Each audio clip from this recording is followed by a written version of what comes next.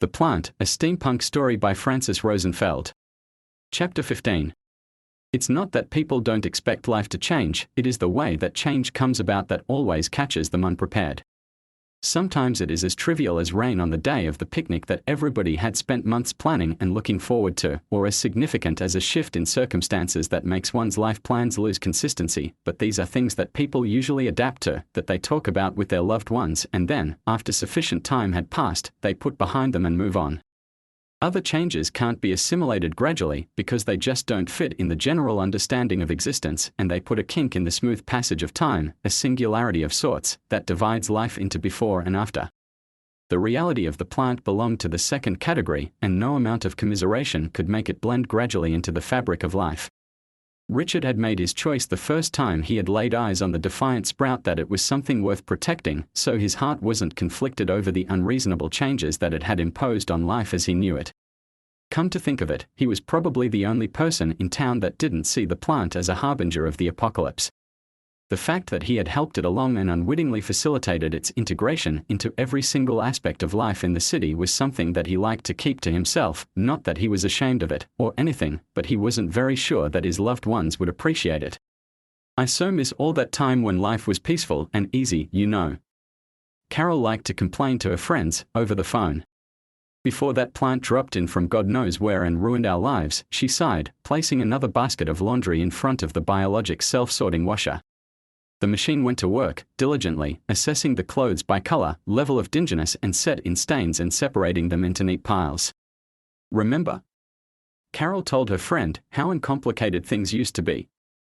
She stopped talking to give her friend a chance to reply, and at the same time she muted the phone to remind the environmental controls that Tom had complained the living room was too hot the night before, and to point out to Brenda that the hot water temperature was set at 125 degrees when she really would have preferred 120.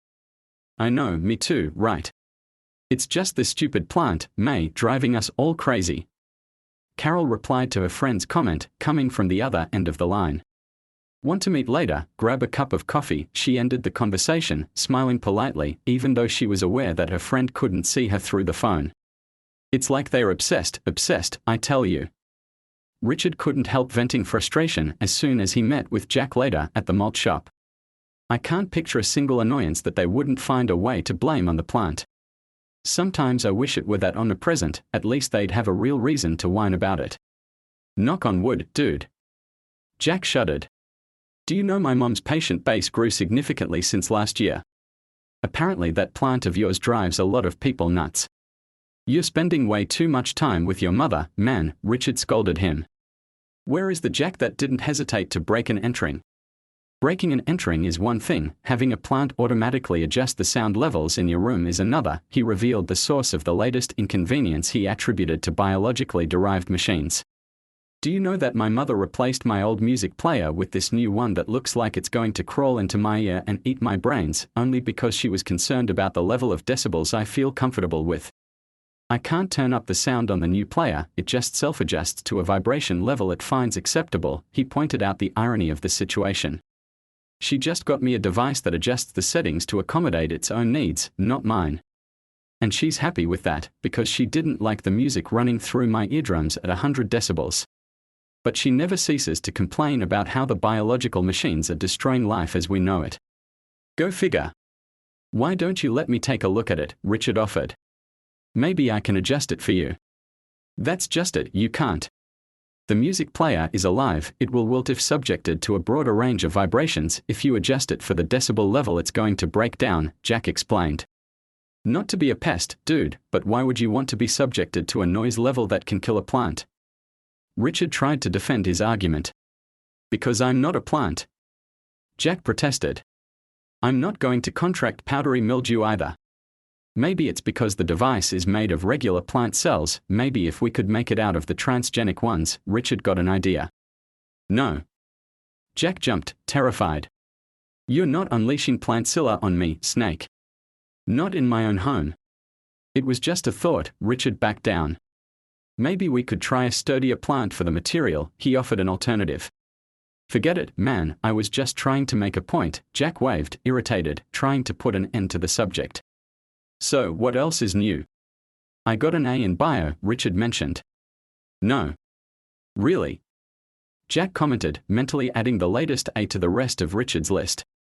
What can I say? His friend replied, offended by his lack of interest.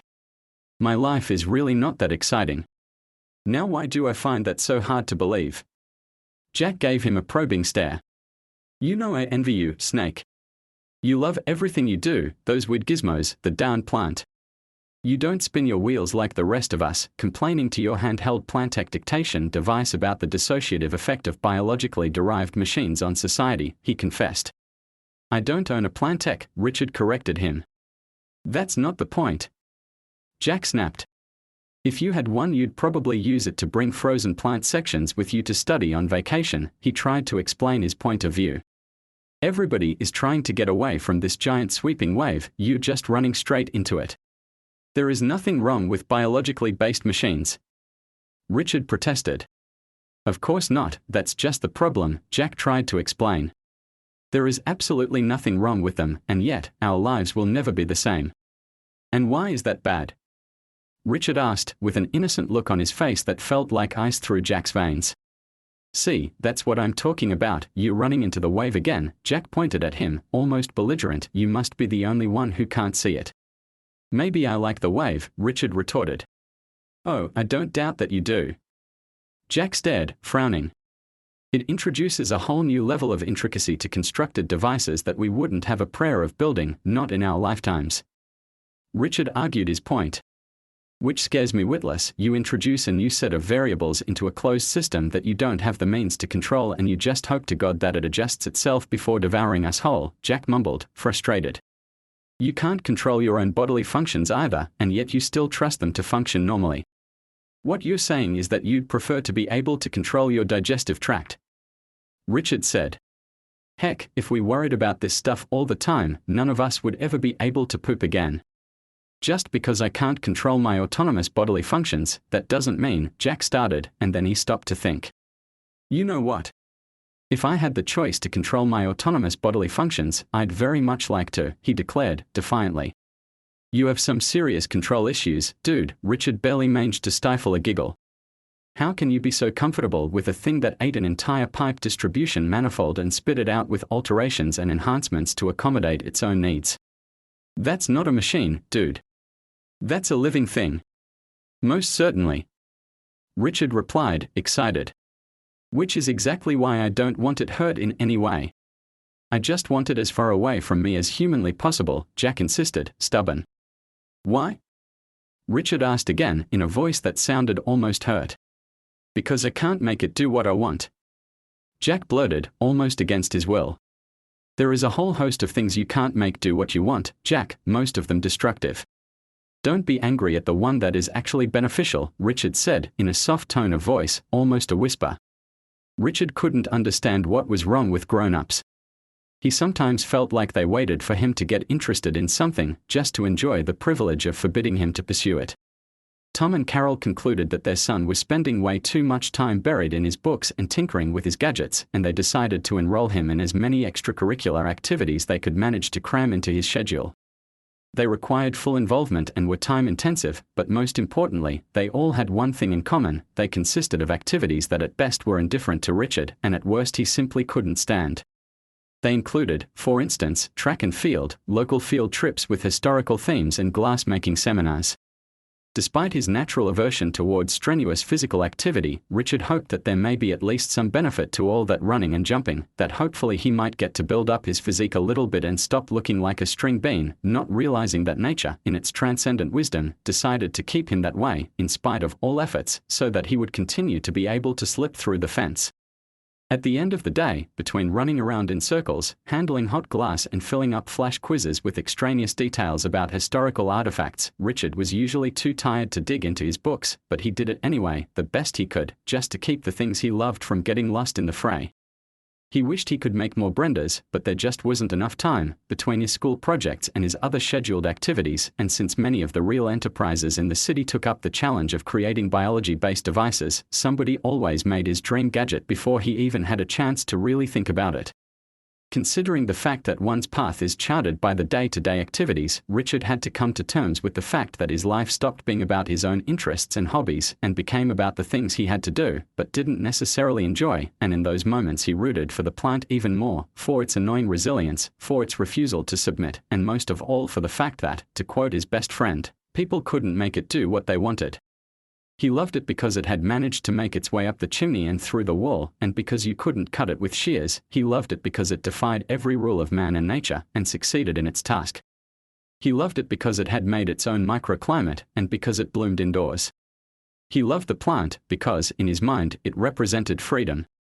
That afternoon he had just finished a 5-mile run, and he was in his room, getting ready for yet another activity, when he heard the familiar rapping of pebbles on the window. "Jack, thank heavens! If I have to catalogue another stone spearhead from the Neolithic period, I'm going to lose my mind. Please get me out of here, I beg of you. I'm supposed to get ready for this old pottery exhibit. Is there any way you could use your creative skills and get me out of it?" Richard besought. "Your wish is my command," Jack mock curtsied. He climbed out of the window and went to the front of the house to have an animated conversation with Tom and Carol. Richard didn't get to hear what his friend told his parents, but the latter were very eager to make sure that their son was able to accompany Jack to wherever he was supposedly going. "What on earth did you tell them?" he asked, amazed at the spectacular change in his very rigid schedule. "A magician never reveals his tricks," Jack said, serious. "Must have been quite a story, I gather." Richard tried to tease the truth out of him. "What do I always say?" Jack smiled. "A good story is all about emotions, Snake." "Where are we going?" he asked.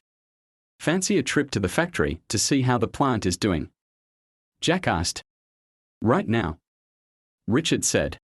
"Do you have someplace better to be?" "Wanna stop by that museum, see the old pottery exhibit?" his friend asked, very serious. "Please don't even joke about that." Jack shuddered. Upon their arrival at the factory, Richard didn't even notice the changes, because he was just too happy to run around his old hunting ground, moving from pressure valves to vacuum pumps, eager to take in the familiar image and reconnect with the place that inspired all his love for design. The plant had reached maturity and was extending thick ropes covered in flowers and berries over the nets stretched overhead. Richard's heart melted instantly at the sight of this deceptively strong lattice of crisscrossing vines, whose metallic foliage gleamed in the light. "How can you not love it?" he exclaimed, trying to persuade his friend that the plant was a gift to their generation, and that it opened the door to whole new industry and still unknown innovations in the future. "I guess it grows on you," Jack said. "Did you see the glass dome? Interesting how it didn't need a kiln that burns at 1500 degrees, Richard noticed, his knowledge still fresh from his glass-blowing classes. "In all fairness, the plant itself is hot all the time," Jack replied. "This is like a little greenhouse," Richard exclaimed, excited by the sight of the glass dome. "I can't believe I missed so much of its development." He looked at all the major components and also at the new branches that the plant had built for itself, and he noted, satisfied with the progress of his beloved, "Well, I guess it doesn't need us anymore."